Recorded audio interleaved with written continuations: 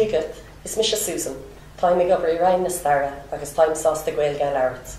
Táim an seo inniu le Eamonn Cregan le haid Cúpla Ceist. Dígad agus fáiltear ó Éamonn. Is mar go Susan. Inis dom, cábhail tú ag obair san alscan. Tá mar obair seo I deach fleasa ar campus. Mar stúra ar gnóí corporáideach. Ó go man. An bhfuil éon caithbhaimse agat. Rhaint is doch bhíon uaireanta ag gimmert golf nar bhíon an tamagam. Den an beganín gariadóireachta agus bíon ag siúil sna cnic. Ó go deas. Cad é an scan an dearnach go connic tú? Is dóilm Big Mama, Sons and Fathers, le chalíní. Hell in a postí. Sure. Okay. Tá tú ag dal leat féin go hilánín beag cosúla Desert Island.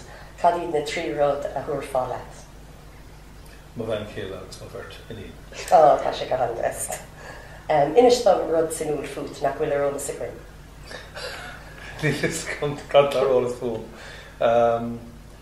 Nuair a bhíos ógus gimmert imáníocht agus pell. Agus císfeil. A bhfuil tú gimmert inis? Níl, an róchean inis. Níl tú róla. Tá tú ag dal amach le haig dinéir le cethir eile.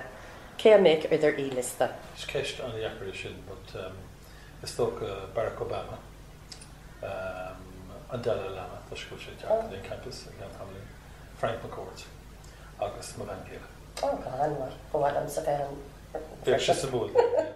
Cad is fear leat, fion Derek nó fion bá? An dárad más féidir, but Derek. Derek, cosúlam sa. Sira Gréine nó Sira Sciála? Gréine. Scanán nó fáis nó scanán Gréine? Gréine.